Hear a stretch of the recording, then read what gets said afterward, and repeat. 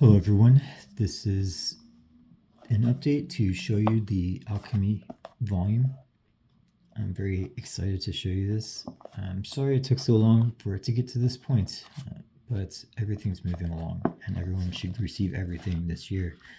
I'm very happy about this and quite proud actually, and I'm excited to show you, so I'm going to get into it really quickly here. This is the title page of the series, Historic Vampire Debate, Volume Alchemy. The page where I'm going to assign a number, and skip here the pages with the names on them. And here's the title page. Essentially, what the symbol represents is basically a combination of these alchemical symbols here. Salt, sulfur, and mercury. And these compounds or elements were essentially used very heavily in this book to explain the temperaments. And you can see even the alchemical symbols are used in this work.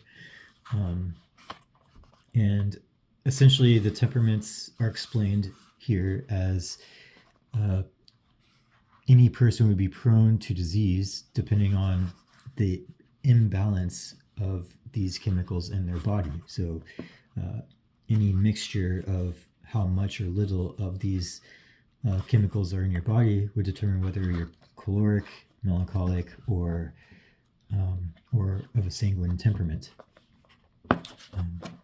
So anyway, yeah, and that's what's really cool about this volume. Like, you get this like really old perspective of alchemy and how chemistry can affect different things in nature. But it's not just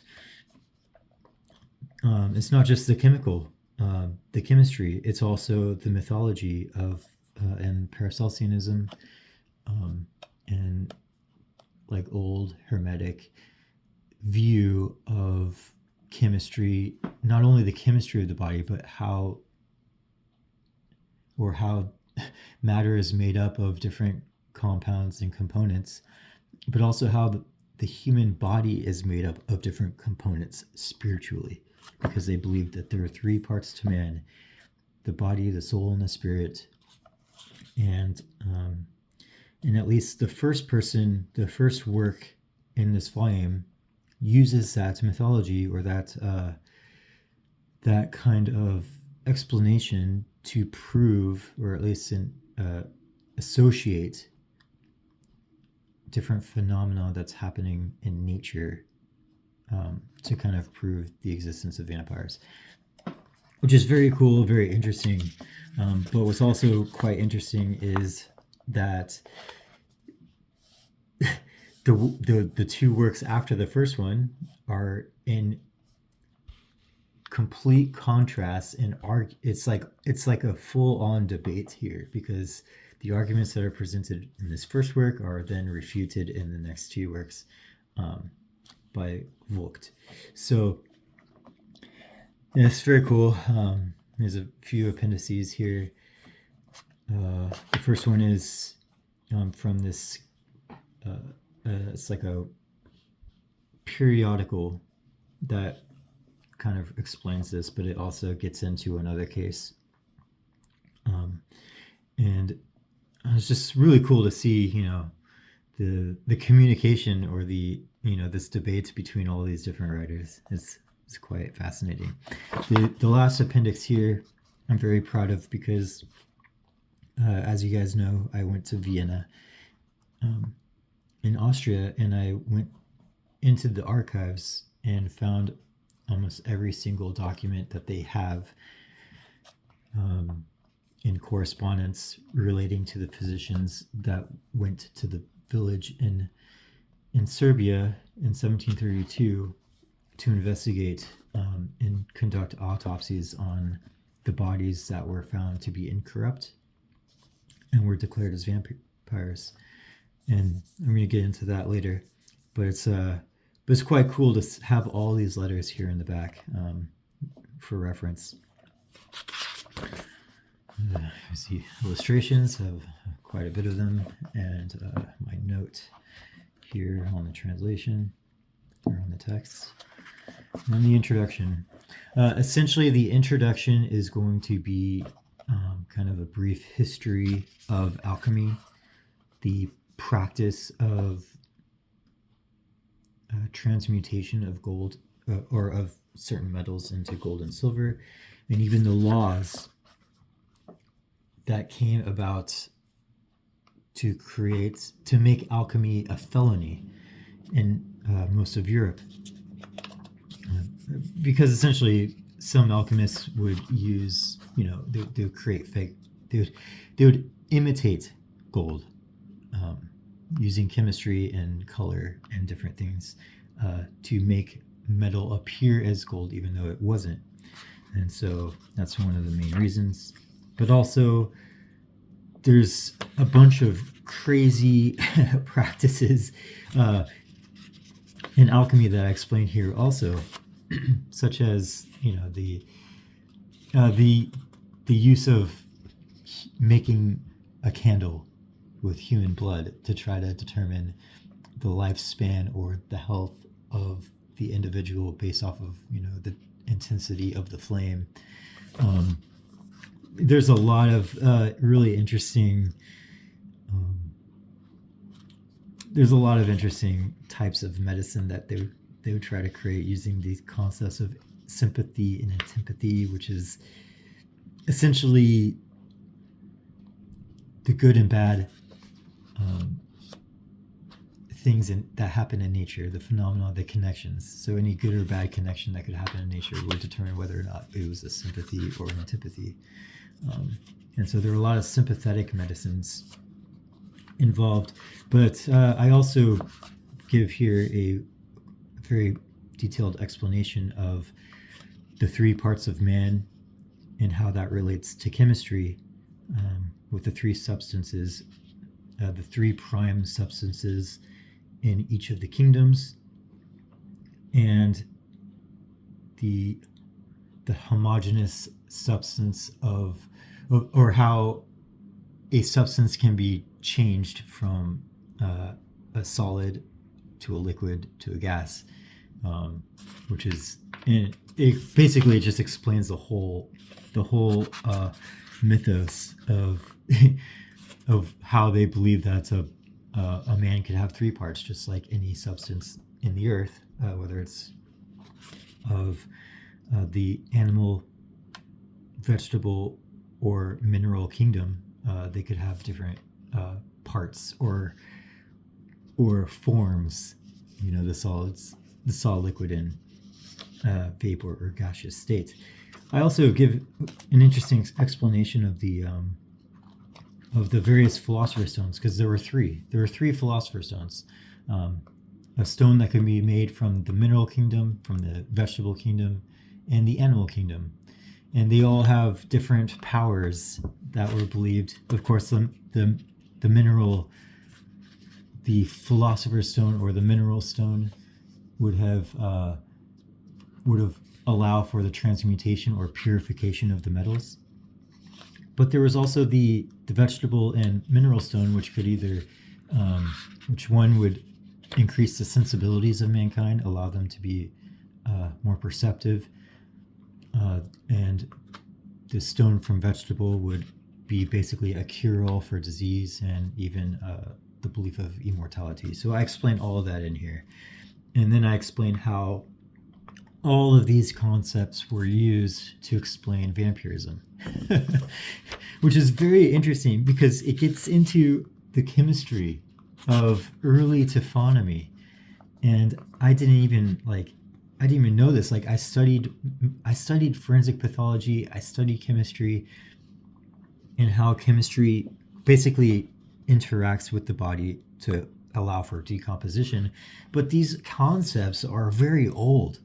And it goes back, and they're very allegorical, and it's really interesting to see these explanations, from 15 to the 1600s, and how they can be better explained in the modern day is like a sane concept that I didn't even realize until I was doing research for this project, and it's very interesting.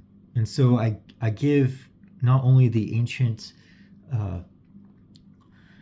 these ancient concepts of decomposition, but I also explain it with the modern science, and I detail the different stages of bodily decay and how some of these signs were perceived on the bodies of these vampires. And so, I don't know, it's just very cool that I was able to do this, and it's quite, I don't know, I find it completely fascinating, which is why I was so obsessed with this project. And then I get into the authorship of the individuals involved with this volume. There's a lot of letters here that I put into this volume. I'm very proud of. I did so much research to try to figure out who these people were, and and how all these letters were printed, where they came from, and the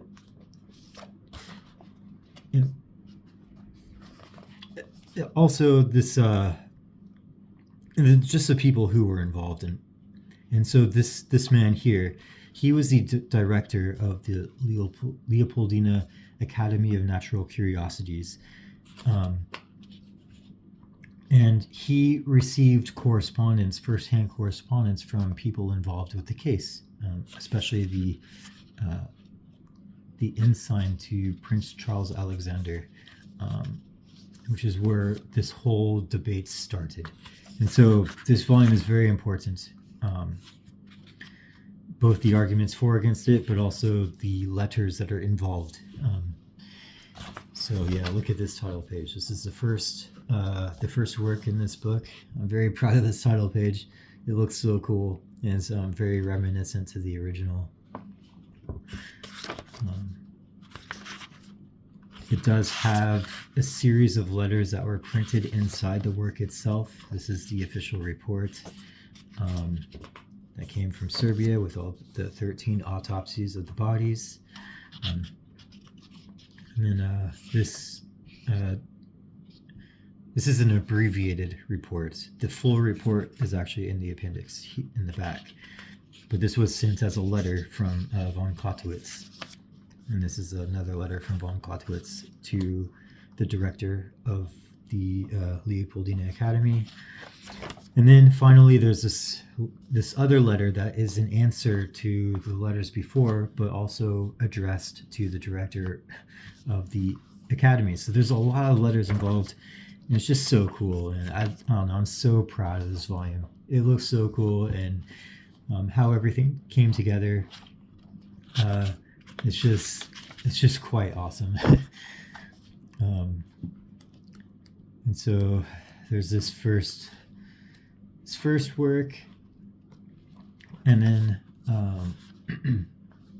the refutation by Vogt. And again, the title page is just so stunning to look at. It's very reminiscent of the original. I tried to give this kind of gothic historic feel to it to replicate the formats, but it's quite interesting. I'm really in love with this volume. It's so cool. This is the second treatise of Vogt.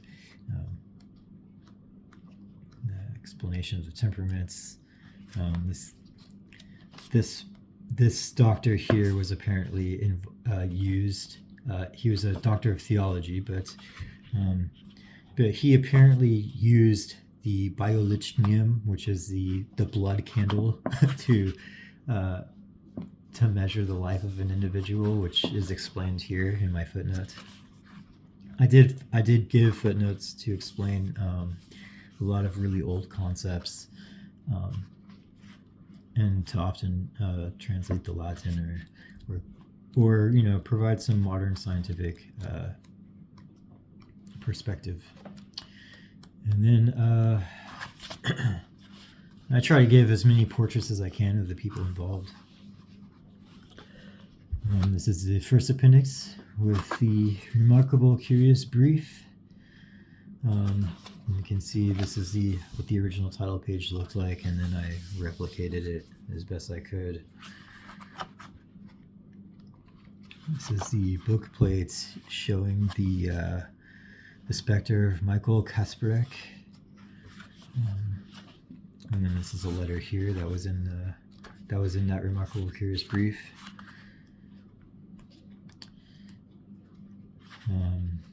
Second appendix, I basically give the life of the individual who wrote this next text. The Philosophical Experiment by D'Amelio.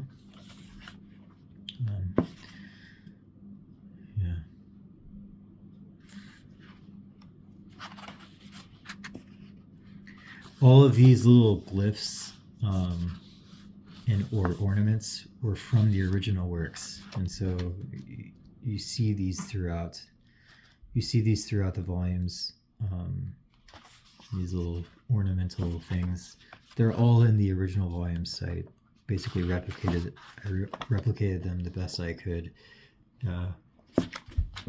as close to the original as possible.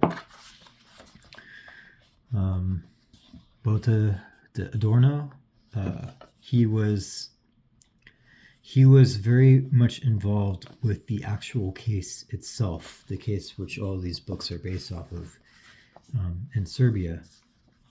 In fact, I have letters to and from him in this last appendix, which essentially is all of the documents from the archives in Vienna that I compiled together. I put in the rightful order because they were all messed up. But I put everything in the rightful order by date, chronologically, and then I translated them and put them in here. It's really cool. This is the first report of Glasser, one of the initial physicians that went to the village to investigate. He did most of the inquisition by basically going from house to house, interviewing the individuals involved. And he was the first to exhume some of the bodies. And so you can see here, this is I numbered all of the items here. This is the first one, the Report of Glasser.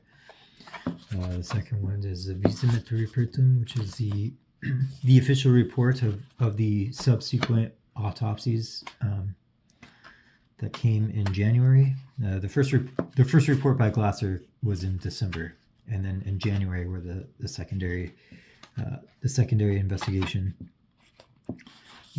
And then I have quite a few letters here of different individuals involved, and essentially explaining how the individuals involved with the inquisition and dissection of the bodies were given actually a monetary reward, because it took them weeks of travel.